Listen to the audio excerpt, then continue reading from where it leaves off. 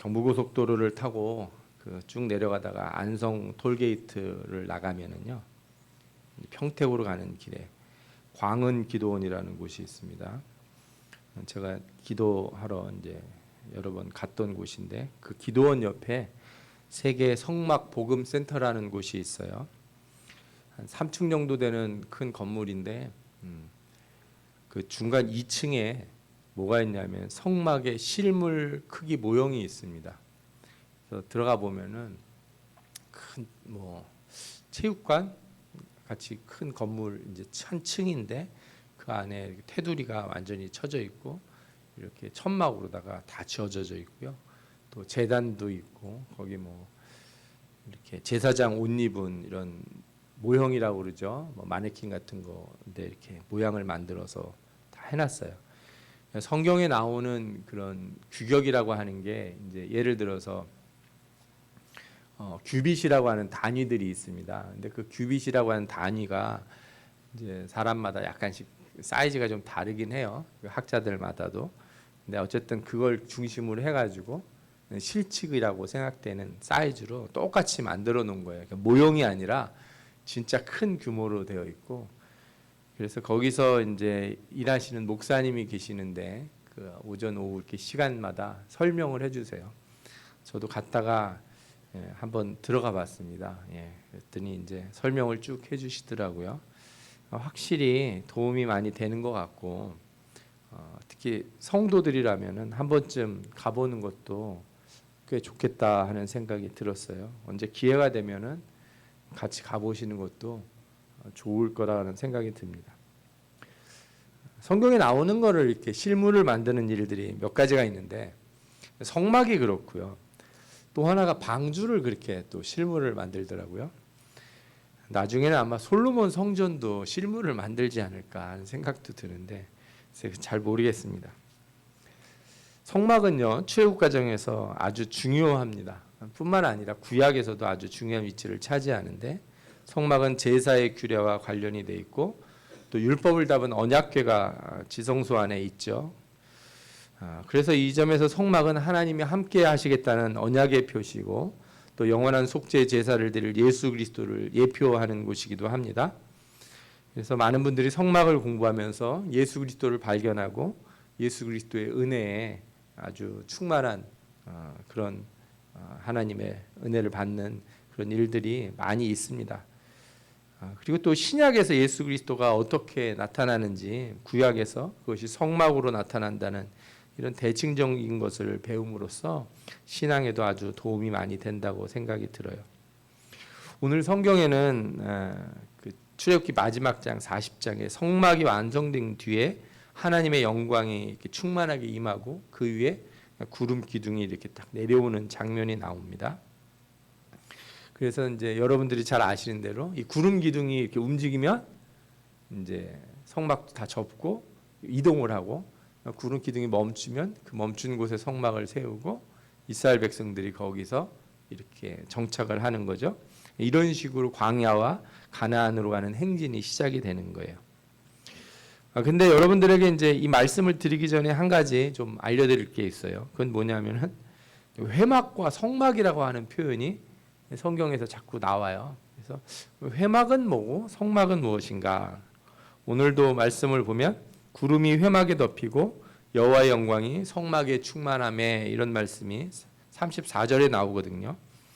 이 둘이 뭐가 다른 것인지 아니면 같은 거를 그냥 다르게 표현한 것인지 좀 먼저 알고 가야 될 것 같습니다. 먼저 회막과 성막이라고 하는 히브리어 표현이 단어가 다릅니다. 회막은 오헬이라고 부르고 성막은 미스칸이라고 불러요. 근데 이제 이게 영어로 번역할 때는 회막은 그냥 텐트라고 번역을 하고, 성막은 태버네클 이렇게 번역을 합니다. 두 개를 좀 다르게 번역을 하는 거죠. 그러니까 쉽게 말하면 회막은요, 그냥 텐트예요.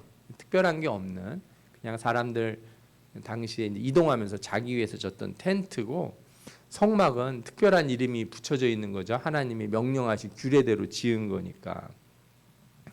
출애굽기에 보면 25장부터 40장 사이에 회막이 32번 나오고 성막이 49회 등장하는데, 근데 문제는 뭐냐 하면은 어느 때는 회막이 성막을 가리키기도 한다는 거예요. 그리고 두 단어가 나란히 표현될 때가 많아요. 그러니까 성막 곧 회막이라는 표현이 성경에 여러 번 나와요. 출애굽기 40장 2절에도 너는 첫째 달 초하루에 성막 곧 회막을 세우고 이렇게 나오고, 또 출애굽기 40장 6절에 또 번제단을 회막의 성막 문 앞에 두고 이렇게 돼 있어요. 그래서 어떤 분들은 이 회막이라고 하는 텐트하고 성막을 치는 텐트가 다르다 이렇게 생각하는 분들이 있는데 그렇지 않습니다. 이렇게 성막 모형에 가시면 텐트로 쳐져 있는 건물은 하나예요. 딱 하나. 네. 그 안에 이제 지성소가 안에 들어 있고 바깥에 텐트가 이렇게 쳐져 있죠. 네. 그러니까 테두리는 그냥 천막으로 다 막아놓은 거지 위를 덮는 게 하나도 없어요. 네. 우리 어디 야영장 같은 데 가면은 펜스 꼽아놓고 옆에 이렇게 천막을 뚝 둘러치지 않습니까? 그 정도밖에 없고 텐트라고 돼 있는 거는 안에 하나가 있는 거죠. 그러니까 회막과 성막을 다른 천막이다, 두 개의 별개의 천막이 있다 이렇게 생각할 수는 없다는 거죠. 그래서 제가 이제 논문도 읽어보고 책도 좀 찾아보고 그랬는데 그냥 정리를 해서 여러분들에게 말씀드리면, 먼저 회막이라고 하는 게 제일 처음 등장한 거는 모세가 하나님 앞에 기도하고 하나님의 음성을 들을 때 자신이 세워놨던 텐트를 처음에 회막이라고 지칭을 해요. 그러니까 회막이라는 표현은 그냥 단순히 텐트라고 표현하기는 별로 좋은 번역은 아닌 것 같아요. 신학자들도 또 그렇게 봅니다. 그것보다는 하나님의 말씀을 듣고 하나님을 만나는 곳의 의미로서 쓸 때는 회막이라는 표현을 좀 쓰는 것 같고요.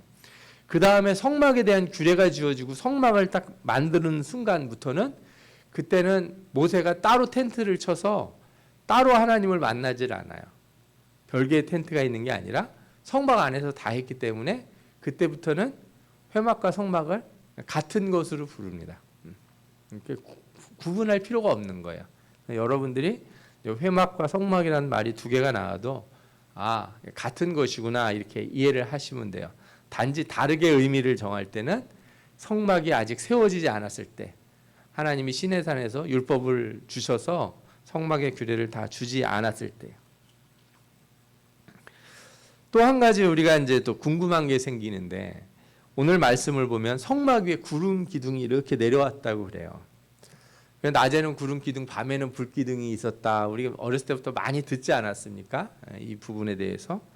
그런데 잘 생각해 보면 성막이 있기 전에도 구름 기둥과 불 기둥으로 하나님이 인도하여 내셨어요. 출애굽기 13장 21절 22절 보면 애굽에서 나오는 장면이 나오는데, 여호와께서 그들 앞에서 가시며 낮에는 구름 기둥으로 그들의 길을 인도하시고 밤에는 불 기둥을 그들에게 비추사 낮이나 밤이나 진행하게 하시니, 이런 말씀이 나옵니다. 그러니까 이때는 성막이 없었는데도 구름 기둥과 불 기둥이 있었다는 거예요. 그러면 구름 기둥과 불 기둥은 도대체 어디 있었을까? 이런 생각을 우리가 하게 됩니다. 그것을 보여주는 장면이 이제 16장에 나와요. 16장에 보면은 하나님이 모세를 불러서 이제 만나를 주시겠다고 하는 부분이 나옵니다. 이스라엘 백성들이 먹을 게 없다고 막 원망하던 때였거든요. 아론이 이스라엘 자손의 온 회중에게 말하며 그들이 광야를 바라보니 여호와의 영광이 구름 속에 나타나더라. 출애굽기 16장 10절에 나와요. 그러니까 하나님의 구름 기둥이 어디 있었다는 거예요? 광야에 있었다고 표현이 돼요. 근데 이게 광야에 있었다는 말이 뭐냐면은 이스라엘 백성들이 텐트를 치고 있는 그 가운데 하나님의 구름 기둥, 불 기둥이 있는 게 아니라 진영 바깥에 있었다는 거예요. 그걸 더 잘 알 수 있는 게 출애굽기 33장 7절에 나옵니다. 이제 모세가 이스라엘 백성들이 우상을 숭배해서 하나님이 진노하심을 받게 되잖아요. 그때 내려와서 돌판을 깨고 이제 레위 지파가 이스라엘 백성들을 칼로 칩니다. 그런 일들을 쭉 진행하는 과정에서 모세가 하나님 앞에 나가서 기도하는데 장막에 가서 기도했다는 표현이 나와요. 출애굽기 33장 7절에 나오는데, 모세가 항상 장막을 취하여 진 밖에 쳐서 진과 멀리 떠나게 하고 회막이라 이름하니, 이렇게 나옵니다. 그러니까 모세가 처음부터 이스라엘 백성들 이렇게 모여 있는 곳이 아니라 바깥에다가 텐트를 치고 거기로 가서 기도를 한 거예요. 이 안에 있으면 사람들이 무질서하게 이제 막 모여 있잖아요.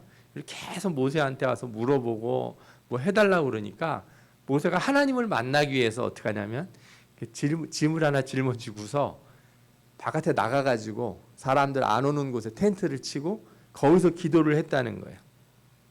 그거를 회막이라 불렀다 이렇게 성경에서 말합니다. 이처럼 처음에는 하나님이 이스라엘 백성들을 인도하시는데 구름 기둥과 불 기둥이 어디서 인도를 하냐면은 이스라엘 백성들 앞에서 진영 바깥에서 인도를 하세요. 그런데 이 구름 기둥이 이스라엘 백성들을 가나안으로 이끌고 가질 않습니다. 어디로 먼저 이끌고 가냐면 시내산으로 이끌고 가요. 그리고 하나님의 영광의 그 구름이 시내산 꼭대기에 올라갑니다. 출애굽기 19장에 보면 셋째 날 아침에 우레와 번개와 빽빽한 구름이 산 위에 있고 이런 표현이 나와요. 시내산 꼭대기에 구름이 앉고 그 안에 번개와 그죠? 우레가 치면서 하나님의 영광이 그 산 위에 임하시는 거죠. 그리고 모세가 그 안에서 하나님의 말씀 율법을 받게 됩니다. 모세가 산에 오를 때 하나님께서 구름으로 산을 통째로 가려버리세요. 하나님의 영광이 시내산 위에 머무르고 구름이 여세 동안 산을 가렸다 하는 말씀이 출애굽기 24장에 나옵니다. 완전히 구름으로 가려서 산에 아예 올라오지 못하게 해요. 괜히 들어왔다가 하나님의 진노하심을 받을 수 있으니까 너희들은 떨어져 있어라 하고서 구름으로 시내산을 가리고 그 위에 모세를 부르세요. 그렇게 해서 모세가 시내산에서 40일 동안 있으면서 하나님 말씀을 받게 됩니다. 이때 하나님이 주신 율법의 내용들이 성경에 나오는데 제일 분량이 많은 부분이 뭐냐? 어떤 거라고 생각하십니까? 뭐 예를 들어서 먹는 것에 관련된 거라든지 예를 들어서 누구 뭐 때리면은 어떻게 보상을 해줘라, 싸움은 어떻게 해결해라, 거짓말하는 자들은 어떻게 해라 이런 내용도 율법에 있지만 제일 긴 부분은요 성막을 이렇게 지어라입니다. 아멘. 이게 되게 중요해요. 하나님이 우리를 부르셔서 제일 먼저 제일 많이 얘기하시는 부분이 뭐다? 성막을 지으라 이거예요. 성막에 대한 자세한 내용들을 말씀을 해주세요. 다른 율법보다 긴 그 내용이 31장까지 계속 나오고 그것들을 다 전해서 모세에게 이렇게 주게 되는데 그 성막에 대한 말씀을 주는 그 과정에서 무슨 일이 일어나냐? 이스라엘 백성들이 우상을 만들고 거기에 앞에서 먹고 마시고 놀고 있는 거예요. 참 하나님 입장에서는 화가 나실 거예요. 하나님을 섬기는 법을 하나님이 지금 막 열심히 가르쳐주고 있는데 지들끼리 우상 만들고 이게 하나님이다 하고서 먹고 마시고 놀고 있으니 얼마나 화가 나시겠어요? 이때 하나님이 진노하셔서 하신 말씀이 있는데 이 말씀이 아주 특이해요. 33장 5절에 나옵니다. 여호와께서 모세에게 이르시기를 이스라엘 자손에게 이르라 너희는 목이 곧은 백성인즉 내가 한순간이라도 너희 가운데 이르면 너희를 진멸하리니. 하나님이 어디 가면 너희를 다 진멸하게 된다고요? 너희 가운데 가면은. 하나님의 영광이 이렇게 바깥에 있었어요. 진영 바깥에 있었는데 이렇게 말씀하신 건 뭐예요? 하나님이 이스라엘 백성들 안으로 들어가고 싶어 하셨어요. 그런데 지금 들어갔다가는 어떻게 된다? 너희들 다 죽게 된다. 그래서 하나님 뭐라면 너희는 장신구를 떼어내라. 너희들 거짓된 것들을 다 떨어내라. 세상의 것들을 떼어내라 이렇게 얘기를 해요. 그리하면 내가 너희에게 어떻게 할 것인지 정하겠노라. 어떻게 보면 내가 다시 너희들 안으로 들어갈지 그렇게 안 할지를 다시 생각해 보겠다. 이렇게도 들리는 표현이에요, 이게. 모든 것이 틀어질 것 같은 이 상황에서 모세가 어디로 갔겠습니까? 회막으로 나가요. 또 텐트를 짊어지고 진영 바깥으로 가서 이스라엘 백성들 지금 난리가 났잖아요. 텐트를 치고 모세가 거기를 들어가려고 해요. 그러니까 모든 백성이 다 일어나서 자기 텐트 앞에 나옵니다.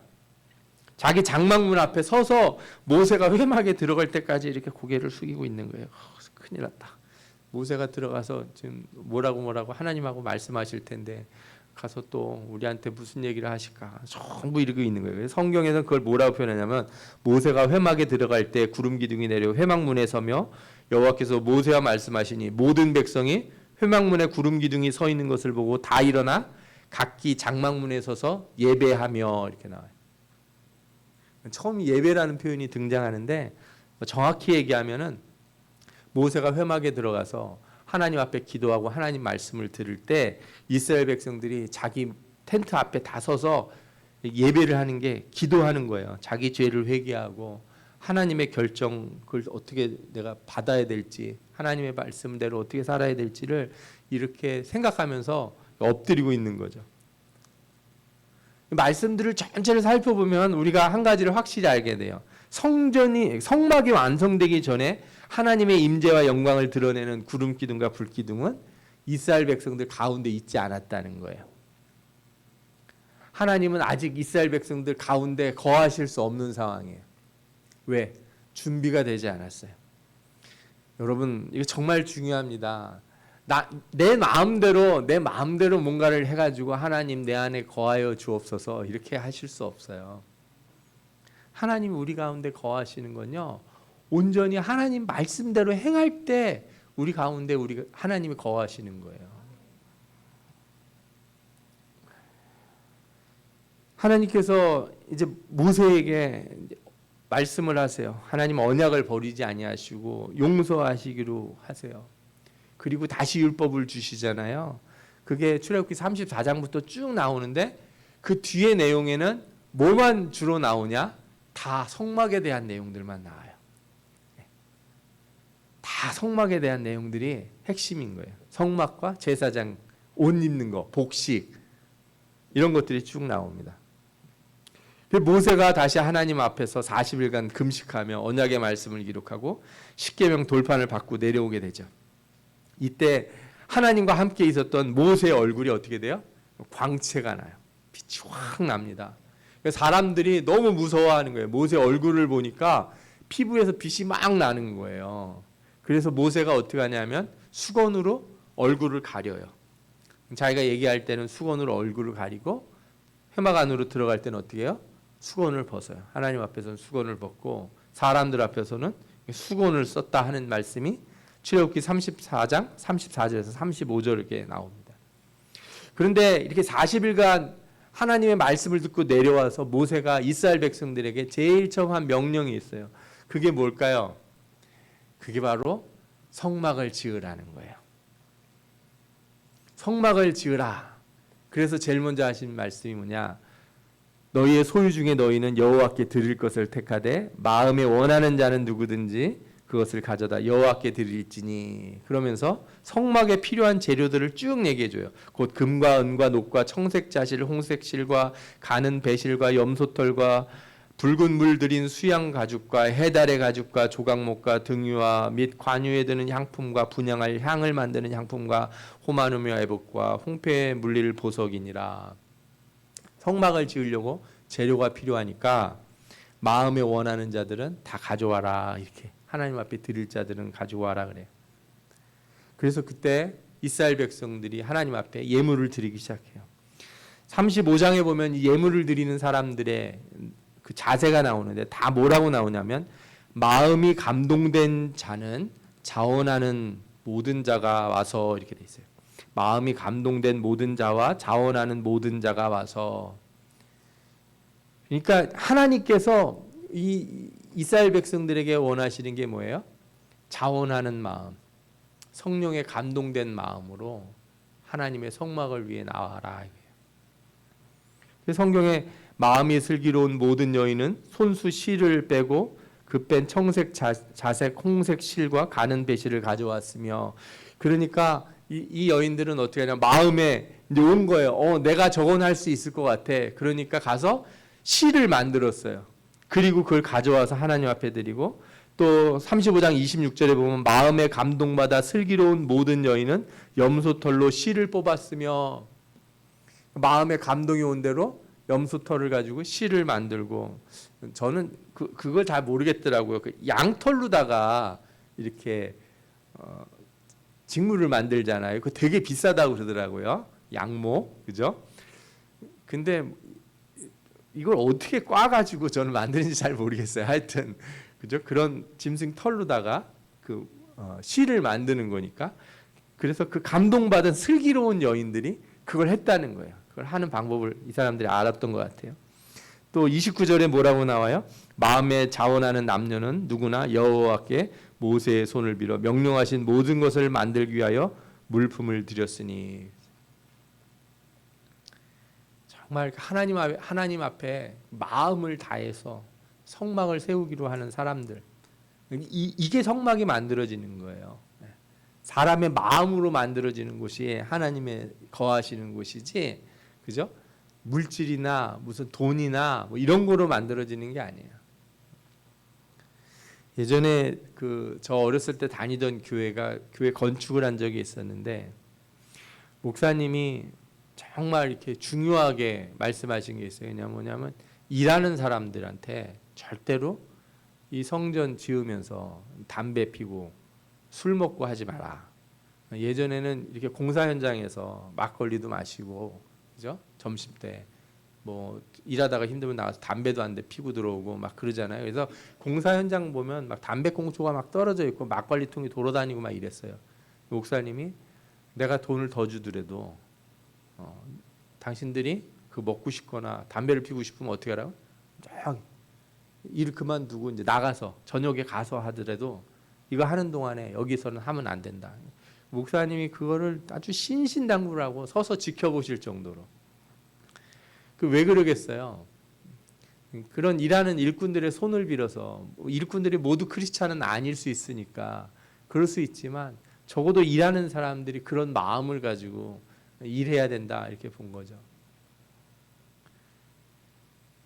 교회에서 이렇게 뭔가 일하려고 오는, 공사하려고 오시는 분들이, 제 목사가 이렇게 얘기를 해도 요즘은 말을 안 들으시더라고요.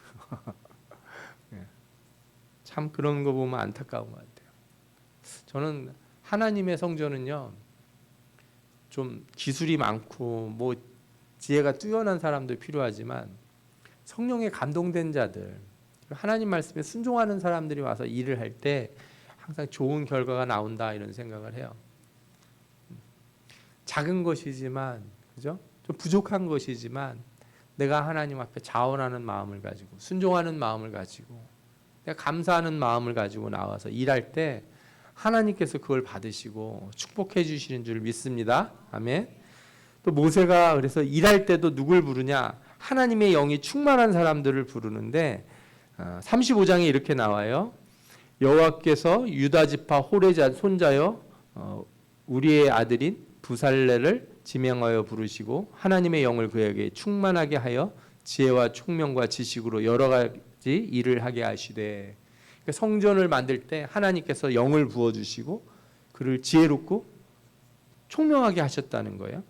또 단지파 아히사막의 아들 오홀리압을 감동시키사 가르치게 하시며 지혜로운 마음을 그들에게 충만하게 하사.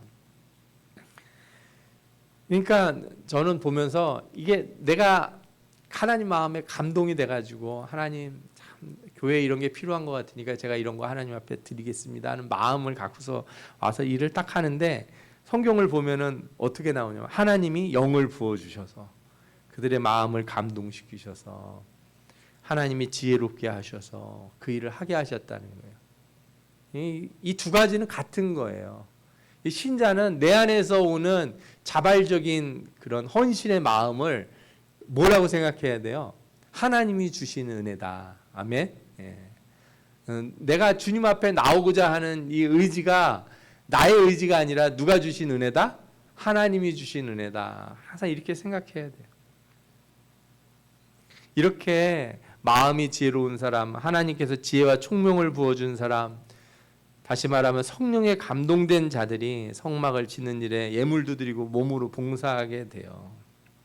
그리고 성막은 하나님의 명령대로 진행이 돼요.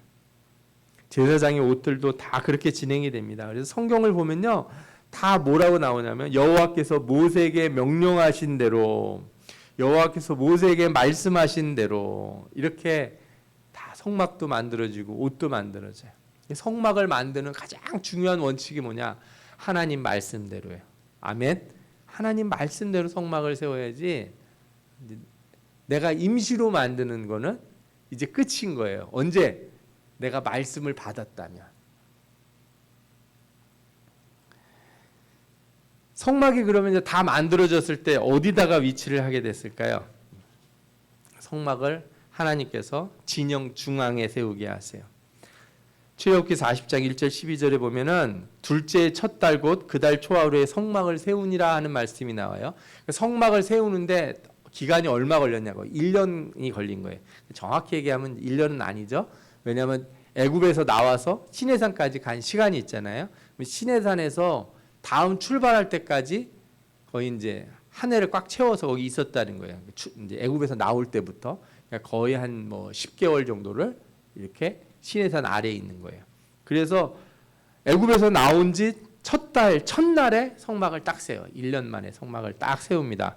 진영 한복판에 세우는데 민수기 2장 1절에서 2절에 나와요. 모세와 아론에게 말씀하여 이르시되 이스라엘 자손은 각각 자기의 진영의 군기와 자기의 조상의 가문의 기호 곁에 진을 치되 회막을 향하여 사방으로 치라. 그래서 동서남북으로다가 지파들이 이렇게 다 배열해서 딱 쓰게 돼요. 제일 먼저 성막을 세우고 성막 주변에 레위인들이 이렇게 자리를 잡고 그 다음에 지파들이 동서남북으로 나눠서 이렇게 전부 다 하게 됩니다. 이제 예전 회막과 달라진 걸 알게 돼요. 회막은 어떻게 했어요? 이스라엘 백성들이 텐트 막 아무렇게나 막 쳐요.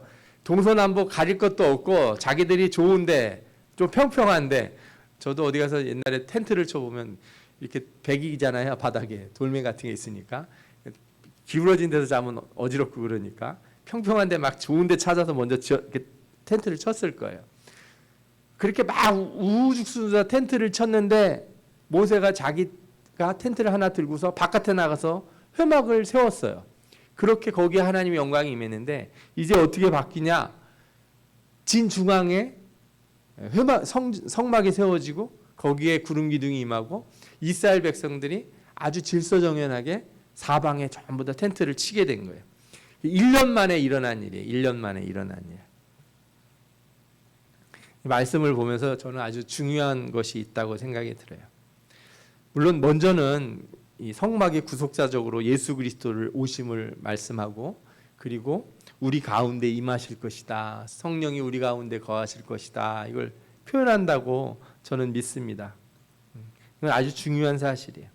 그러나 저는 이거보다 한 가지를 더 여러분들에게 말씀드리고 싶어요. 분명히 우리도 성경을 봤다시피 성막이 있기 전에도 하나님은 이스라엘 인도하시고 그들을 건져내셨어요. 분명히 구름 기둥 불 기둥으로 임재하셨어요. 성막이 없을 때도 만나를 주셨어요. 반석에서 물을 내주셨고 아말렉도 이기게 하셨어요. 그런데 하나님이 계속 그렇게 이스라엘 백성들을 데리고 가나안 땅으로 가지 않으신다는 거예요. 하나님이 나를 부르셨을 때 처음에는요, 좀 정리가 안 되고 어수선하고 제멋대로고 때로는 원망도 하고 그래도 하나님이 어떻게 해요? 다 해주세요. 계속 이끌어내시고 길을 인도해 주세요. 그러나 하나님이 계속 그렇게 하지 않으신다는 거예요. 어느 시점인가 너 여기서 이제부터 내가 하는 말 잘 들어. 너 지금부터 내 말을 배워야 되고 들어야 되고 이 말씀대로 살아야 돼. 그러니까 그 이전에는 뭘 했는지 묻지 않아요. 하나님께서. 말씀을 주신 다음부터 이렇게 안 하면 어떻게 된다? 이때는 안 된다 이거예요. 그리고 예배도 어디서 드려야 돼요? 성막에 와서 드려야 돼요. 제사도 어디서 해야 돼요? 성막에서 해야 돼요. 예. 아무 데서나 하면 안 돼요. 모세가 성막을 만들어놨는데 텐트 지고 또 나가가지고 따로 텐트 치고 기도하고 그러지 않아요. 어디서 와요? 성막 안으로 가요. 정해졌으니까. 말씀이 주어진 뒤에는 말씀대로 하는 거예요. 말씀을 배우기 전에는 잘 모르니까 여러분들이 어떻게 신앙생활을 해도 하나님께서 때로는 다 용서하시고 돕고 인도하세요.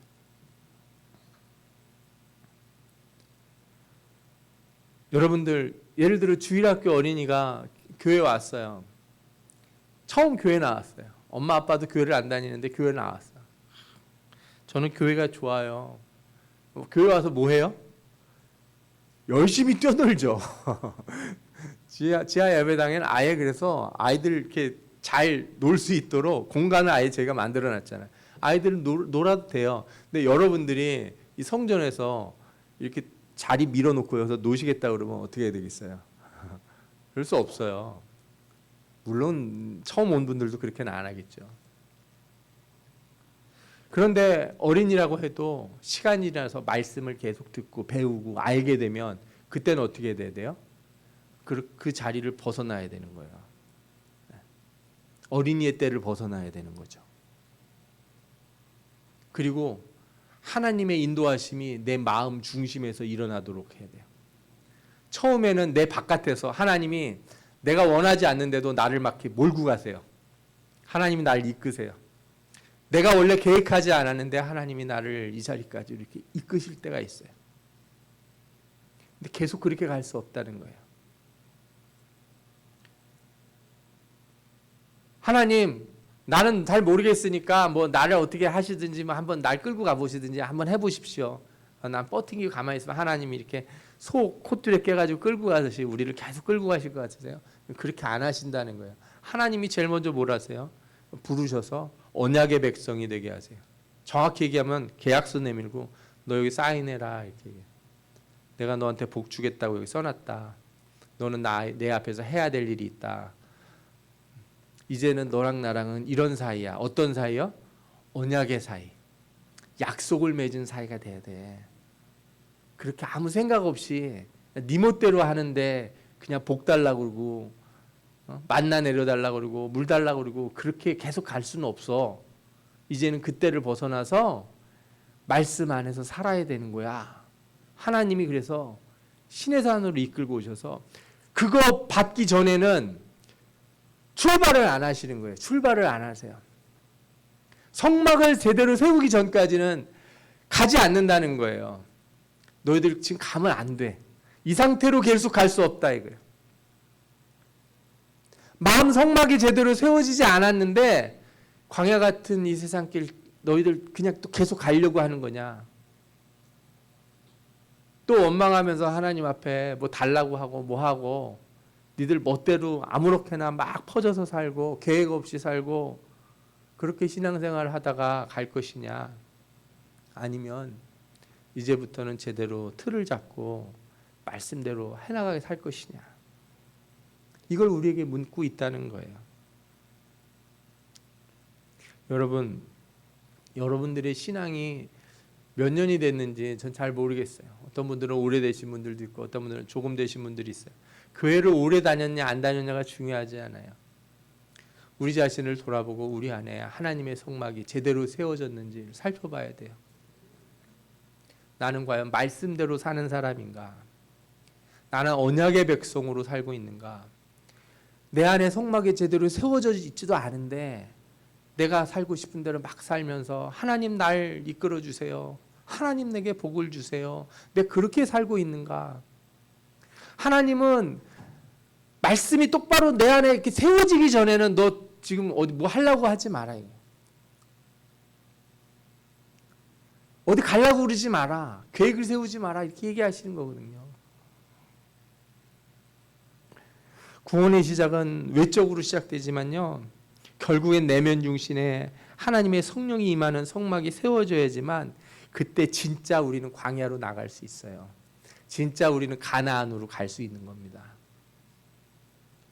제가 많은 분들을 살펴볼 때 신의 산을 못 떠나는 신자들이 그렇게 많아요.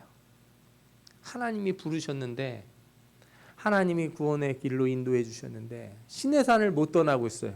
단 한 가지 이유예요. 말씀의 성막을 제대로 세우지 못하고 여전히 안에서 우상을 가지고 사는 거예요. 하나님이 부르셨지만 아직 뭔가 사명을 맡길 수 없는 사람이 돼버려. 그러면은 뭐 일을 줄 수가 없는 사람이 되잖아요. 여러분, 이제 우리는 성막을 온전히 세워야 될 줄 믿습니다. 말씀대로 성막을 세우고 이제 그 성막 위에 하나님의 구름 기둥이 임할 때 그 구름 기둥을 따라 움직여야 될 줄 믿습니다. 내 맘대로 가고 내 맘대로 하는 게 아니라 하나님이 가라고 하는 곳으로 가고 하나님이 멈추라고 하는 곳에 멈추는 삶. 이제 시내산을 떠나서 가나안으로 출발하는 여러분들의 삶이 되시기를 축원합니다. 온전히 하나님의 영광이 여러분들 가운데 임하셔서 여러분들을 이끄시고 하나님의 귀한 곳으로, 저 가나안 땅으로 우리를 이끌어 주실 줄 믿습니다. 아멘. 우리 다 같이 기도하겠습니다.